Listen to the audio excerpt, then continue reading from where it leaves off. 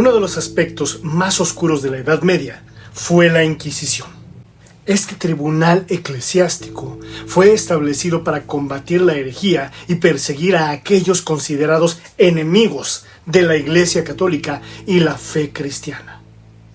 La Inquisición se caracterizó por sus tortuosos y poco cristianos métodos de interrogatorio para saber si alguien practicaba o no la magia, hechicería o brujería, con consecuencias devastadoras para aquellos acusados de herejía. ¿Qué tal, amigos y buscadores de la verdad? Bienvenidos a El Verbo. En esta ocasión nos adentraremos en uno de los periodos más oscuros y controvertidos de la historia, la Inquisición de la Edad Media. Durante siglos, este tribunal eclesiástico dejó una huella y sobre todo un resentimiento imborrable en la sociedad, desencadenando una brutal persecución en nombre de la fe.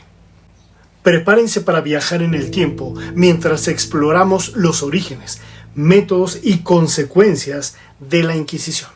Orígenes y contexto histórico. La Inquisición se estableció en la Edad Media como una institución eclesiástica encargada de combatir la herejía y preservar la pureza religiosa.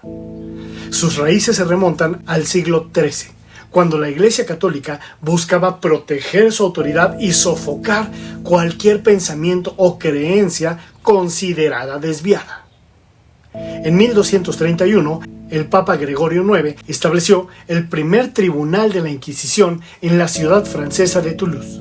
Sin embargo, fue bajo el papado de Inocencio IV que se organizó oficialmente la Inquisición en 1252, con la promulgación de la bula papal Ad Extirpanda.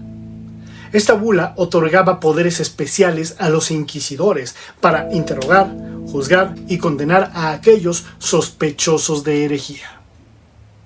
Como dato cultural, la palabra hereje tiene su origen en el término griego hairesis, que significa elección o elección de una opinión. Inicialmente, en el contexto religioso, se utilizaba para referirse a la elección de una doctrina o creencia diferente a la oficialmente aceptada por la Iglesia.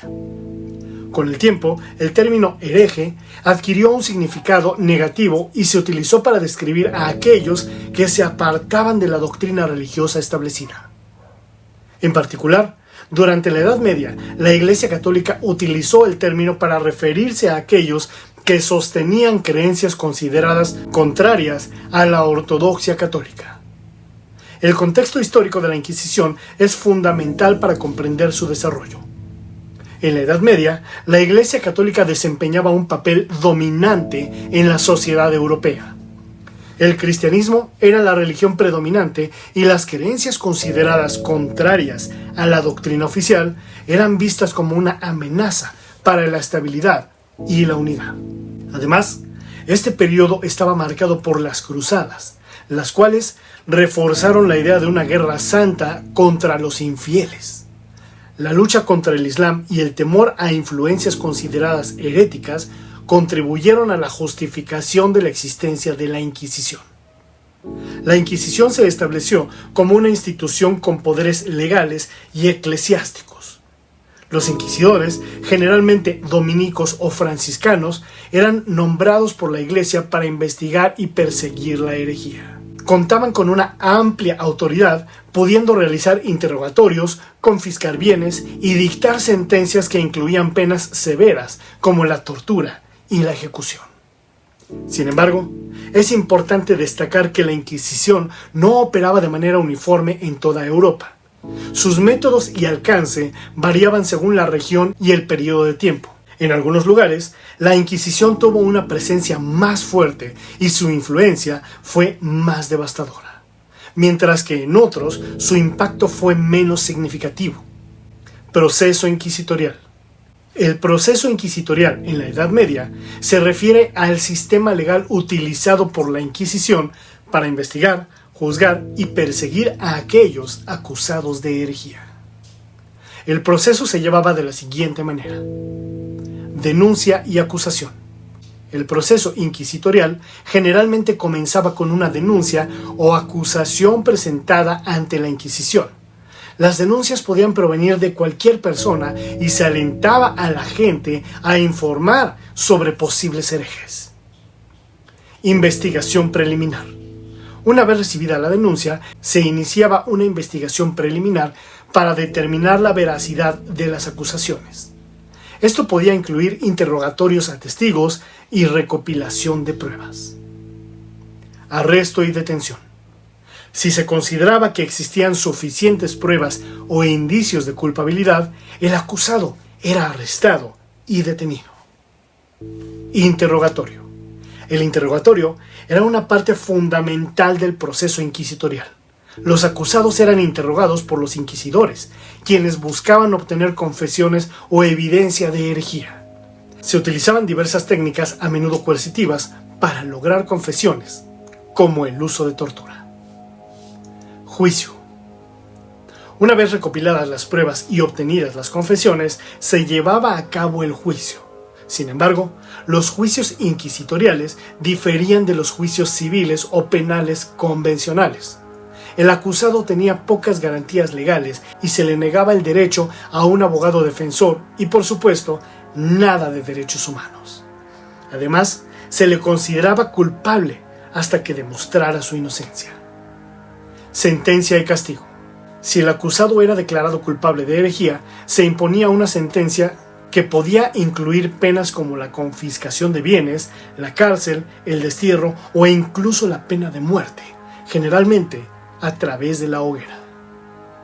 Es importante destacar que el proceso inquisitorial variaba según la región y periodo de la Edad Media, y que ciertamente hubo múltiples casos de abusos y excesos en el sistema. Víctimas y consecuencias. El fenómeno de la Inquisición medieval tuvo un impacto significativo en la sociedad y provocó irreparables daños en la vida de las personas. En este punto, hablaremos sobre las víctimas, las categorías de acusados y algunos casos emblemáticos. Herejes. Los herejes eran aquellos acusados de sostener creencias consideradas contrarias a la doctrina y a la ortodoxia católica. Esto incluía a los grupos como los cátaros, los valdenses, los albigenses y otros considerados desviados de la fe católica. Brujas. Durante la época de la caza de brujas, muchas mujeres fueron acusadas de practicar la magia y hacer pactos con el diablo. Estas acusaciones a menudo eran infundadas y utilizadas para perseguir a personas marginadas o con conocimientos de herbolaria y medicina antigua. Judíos y conversos. La Inquisición también se dirigió a los judíos y a aquellos que se habían convertido al cristianismo, pero eran sospechosos de mantener prácticas judaizantes en secreto. Estos conversos a menudo eran objeto de persecución y sospecha constante. Algunos de los casos más emblemáticos de la Inquisición son, por ejemplo, el caso de los Templarios, orden que fue acusada de herejía y muchos de sus miembros fueron arrestados, interrogados y torturados. En 1312, el Papa Clemente V disolvió la orden y muchos templarios fueron condenados a muerte. Otro caso emblemático fue el de Giordano Bruno, filósofo y astrónomo italiano, el cual fue acusado de herejía por sus ideas científicas y cosmogónicas. Fue arrestado, juzgado y quemado en la hoguera en el año 1600. Y todo este imperio de terror claramente tuvo repercusiones sociales y políticas, entre las cuales podemos mencionar las siguientes. Miedo y control religioso. La Inquisición generó un clima de miedo y control religioso en la sociedad, donde las personas vivían con temor a ser acusadas y perseguidas por sus creencias. Polarización y desconfianza. La Inquisición profundizó la polarización religiosa y la desconfianza en las comunidades, fomentando la delación y la sospecha entre vecinos y familiares. Control político. La Inquisición se convirtió en una herramienta de control político, ya que las acusaciones de herejía podían ser utilizadas para eliminar o debilitar a los opositores políticos. Pérdida de vidas y patrimonio.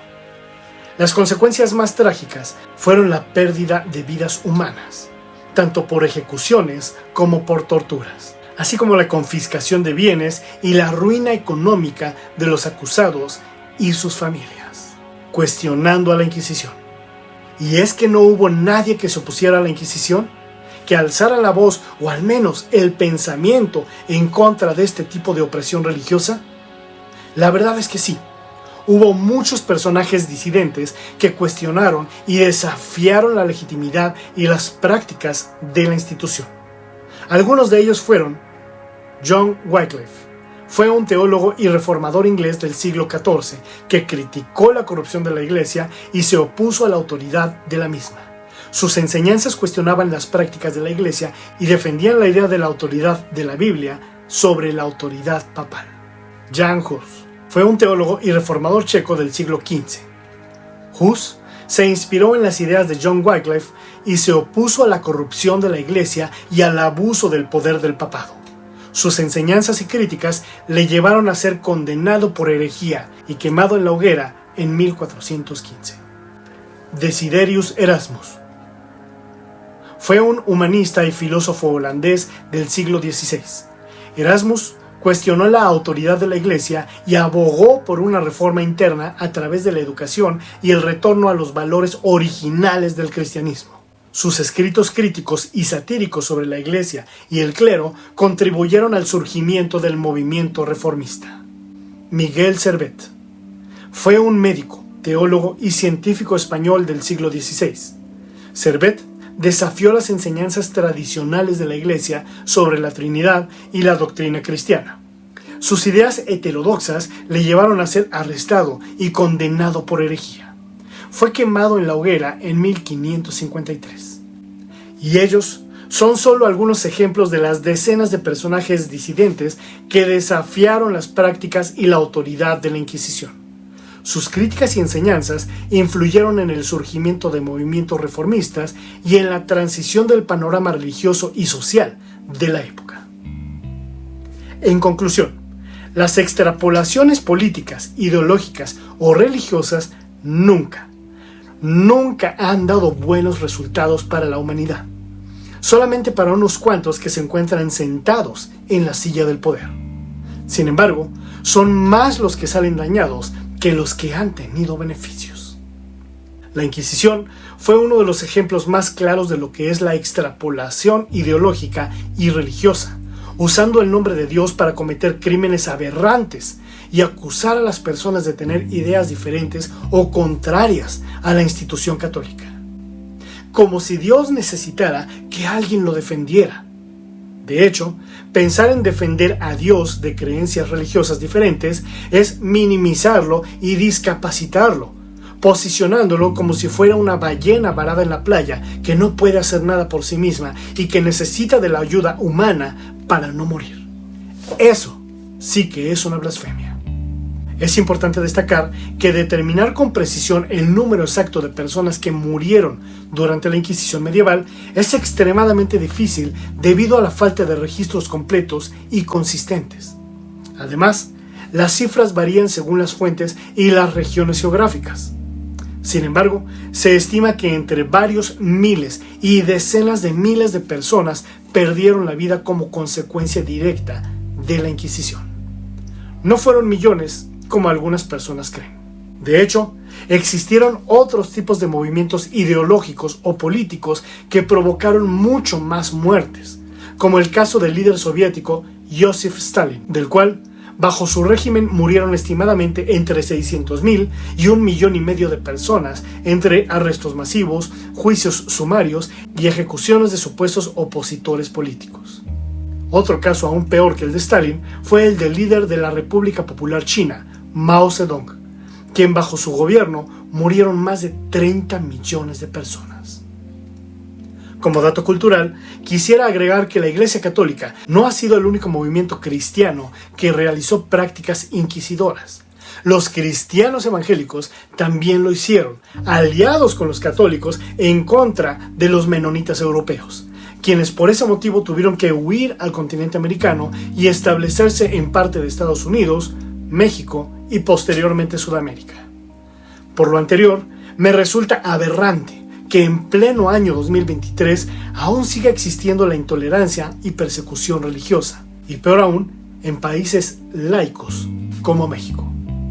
Siempre he sido de la idea de que todos, católicos, evangélicos, judíos, musulmanes, budistas y de cualquier corriente filosófica o religiosa, podemos cohabitar y convivir en paz si llevamos a la práctica el respeto y la tolerancia. Bien, amigos y buscadores de la verdad, realmente agradezco el tiempo que han dedicado en ver o escuchar esta emisión. Si te gustó mi contenido, regálame un buen like y suscríbete a mi canal. Y recuerda que puedes apoyar a la continuidad de este canal aportando desde $1 en adelante. Solamente haz clic en el botón de gracias. Tu aportación es muy valiosa para nosotros. Les deseo mucha luz y que en verdad sean libres. Gracias y hasta la próxima.